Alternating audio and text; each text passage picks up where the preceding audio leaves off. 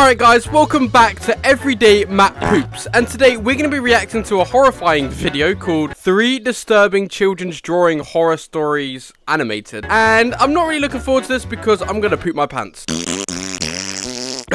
Okay, I might have already just failed the challenge. No, but anyways guys, I'm joking. Let's just go ahead and get straight into the video and let's not poop our pants. Okay, I have no idea what to expect. Alright, let's just watch it. Alright, story 1. I'm a well-known psychiatrist currently residing in Michigan. Though I do adult counseling sessions, my expertise lies in children's psychology. Wait, what is going on? This happened last year when I visited my sister's house in Louisville, Kentucky. Oh no. She lived there with her husband and my 7-year-old You already know this is going to be terrifying. My brother-in-law works in the Navy, so it's mostly my sister and her daughter.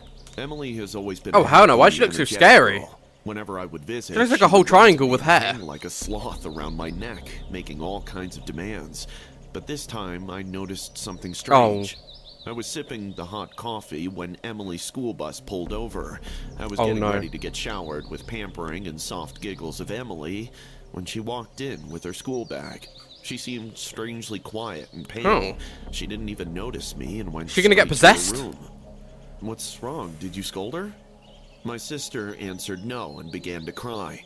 She told me how Emily had changed all of a sudden, that she always stays in her room, scribbling in her notebook. Oh, hell nah. What is that? Bro, guys, what am I watching? I'm terrified. Jacob, can you help me? I've never seen my sister break down like this before. She had always been the strongest one in our family. I assured her with a hug that I'll look into the matter myself. Go up there and see what she's doing.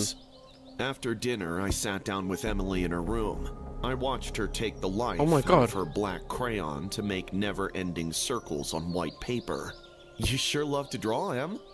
She didn't look at me. Why does she look like that? The crayon more vigorously. Oh my god, bro. I picked up a couple of her drawings to see what she scribbled. Oh, it's gonna be some horrifying thing. Chaos, this one particular drawing caught my attention. It was of a worn-out old house depicting a single barred window. By looking at the drawing, wait, is that her room? Is this the house next door, Em? Yes. When I asked my sister about this house, she said it had been abandoned for years and no one goes near it. That night, I woke up feeling thirsty and went to the kitchen to grab some water. While navigating to the bro, kitchen, I know something bad's about to go down. You already know it. Curiosity tugged at me, so I followed the sound. It was coming from Emily's room.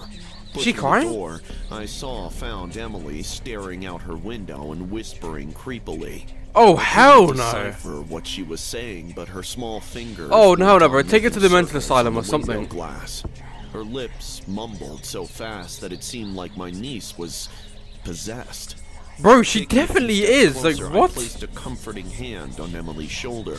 Nah, she has to be possessed, right? Emily turned around. Her normally bright eyes were vacant. My god. Her pupils rolled back up into her head.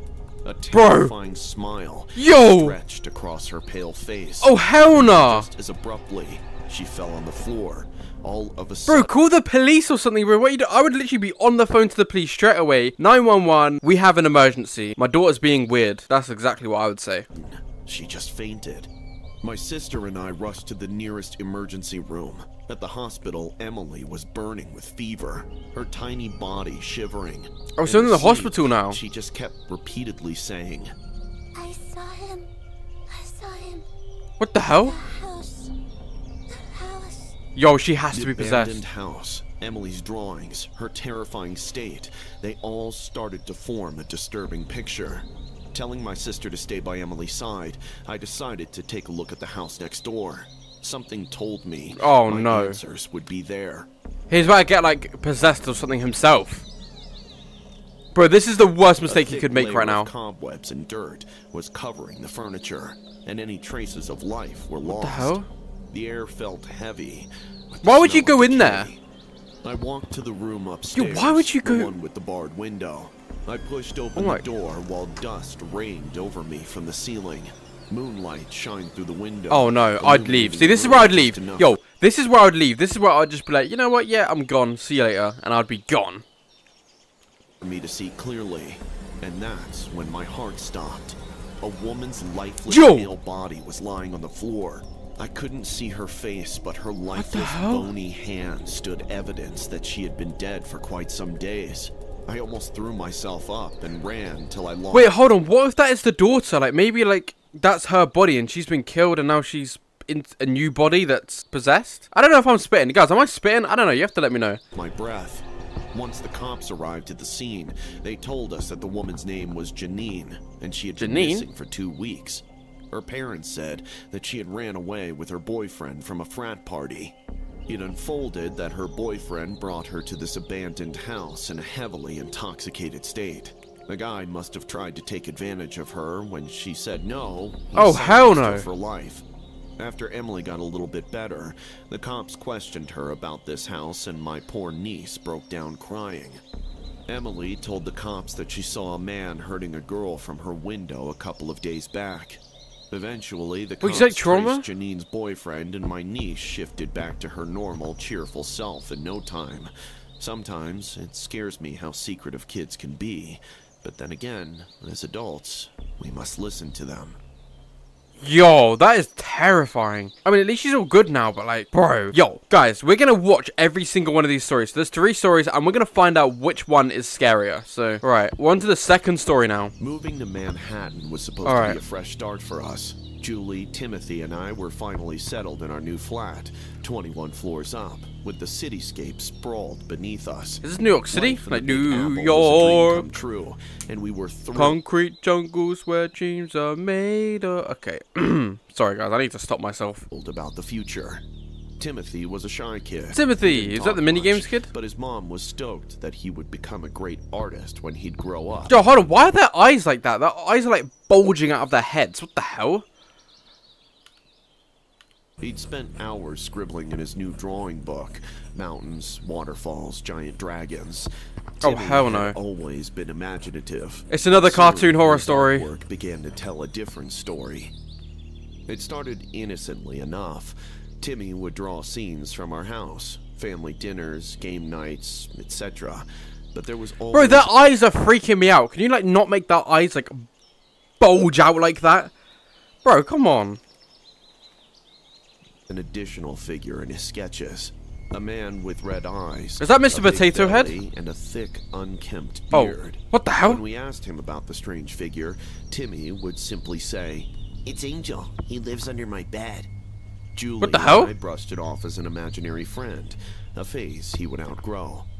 But oh, hell no. I mean, you would Julie brush that off. me his drawing book, and it sent a shiver down my spine.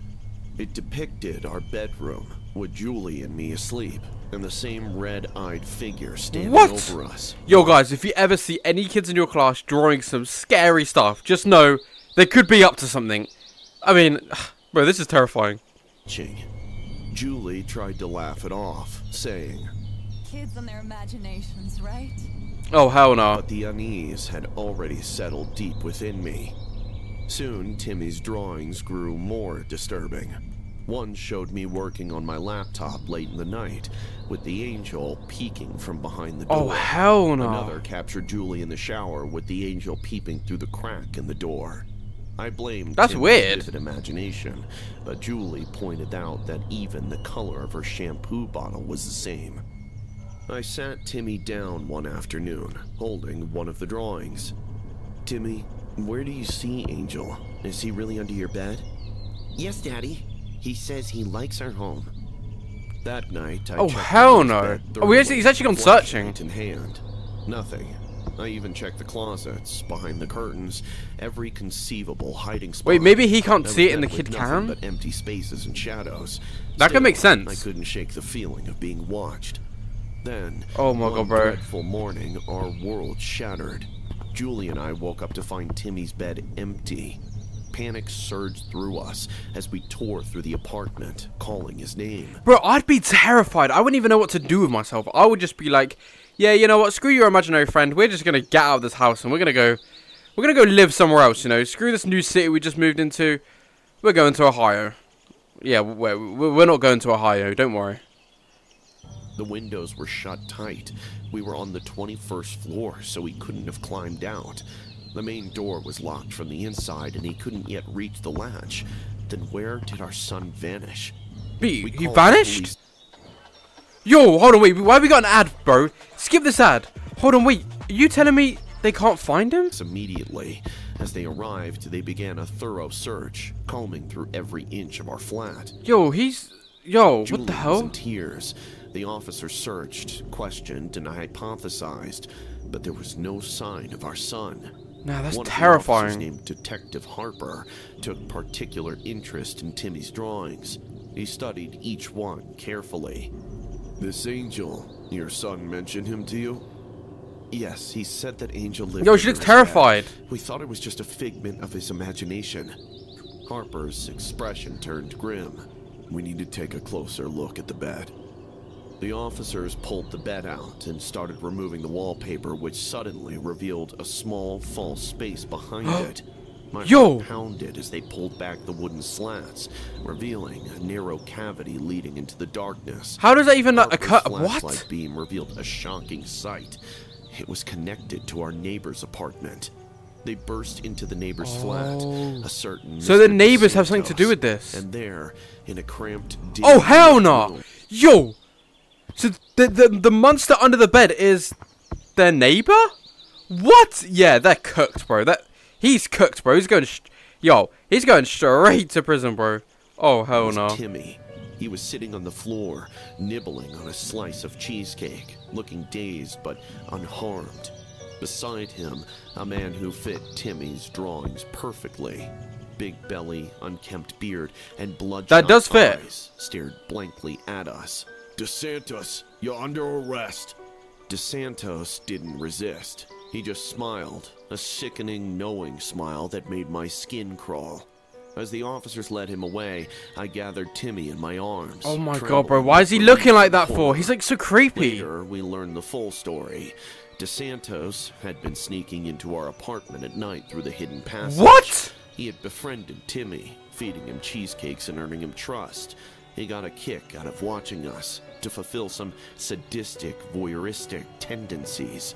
Oh, he's a Filled creep. me with rage to imagine. Nah, that he's a secretly creep. Watching my wife bathing. Yo, guys, he's actually a creep, bro. What is this? Yo, bro, everyone make sure under their wallpaper there is nothing there. Because what the hell? Hold on, let me go check my walls. I hope I'm good. I don't know, guys. Am I good? I don't know. I might be good. Alright. God knows what all he had seen, completely shattering any privacy that we thought we had. Police informed us that he had already had a previous arrest 4 years ago, and had recovered multiple recordings of him filming the tenants who used to occupy our house. Oh, hell no. Look him It up was for assumed life. at the time that the man had broken into the flat, but no one had any clue that he had. Wait, that's so strange. Why is he just sat there, like, feeding the boy cheesecake? Why is he, like... He's not even, like... I mean, I guess he is harming him, but not in, like, any physical way. I don't know. I thought it'd be some weirdo who would harm him in a physical way, but... I don't know. He's just... Bro, he's just a full-on weirdo, though. Oh, my God. Into our flat. We also learned his first name, Angel.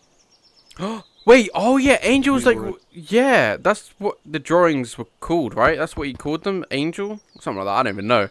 Bro... That was terrifying. Now we're on to the last story. Let's just go ahead, watch the story. I can't even speak. Let's just go ahead onto this last story and let's see what one's more terrifying. Alright, let's go. A normal, happy family. My wife Linda and I, along with our daughter Anna, lived in a quaint 2-story house in the suburbs. Everything seemed... Bro, that house already looks terrifying, bro. Like, come on.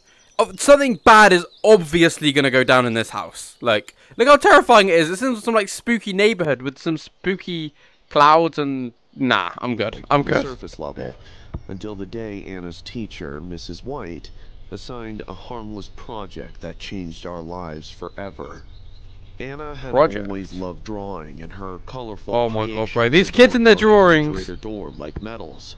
One day, What the when hell? Mrs. Is that White Peppa Pig's gave an house? assignment to her students, the topic, our happy family, I expected nothing out of the ordinary. But when Anna turned in her project, Mrs. White called us in for a meeting urgently. Mr. and Mrs. Thompson, I wanted to discuss Anna's recent drawings. I glanced at the paper she handed us. It was a typical family portrait, but with an unsettling addition. There, in the background, was a hooded figure, barely visible, but undeniably Wait, what the present. hell? Who is that supposed to be? Anna calls it... the Oh, my bug. Oh. She says it comes at night. We exchanged. Oh, how nice. This is gonna be like the last but story? shrugged it off as a product of an active imagination. No, Anna bro. was only 7 after all. I didn't believe in spirits, but I started to keep a track of her drawings. Over the next few days, they became more disturbing. The hooded figure started appearing in almost every image, inching What? closer to our family. Sometimes it loomed behind us at dinner. Other times it stood at the foot of Anna's bed. Nah. Each new drawing. It's gonna be like the last story. Not of fear in my stomach. Concerned. Oh, I hell talked no, to bro. Anna. Sweetie, who is this visitor you keep drawing? He comes at night, Daddy. He says he likes to watch us.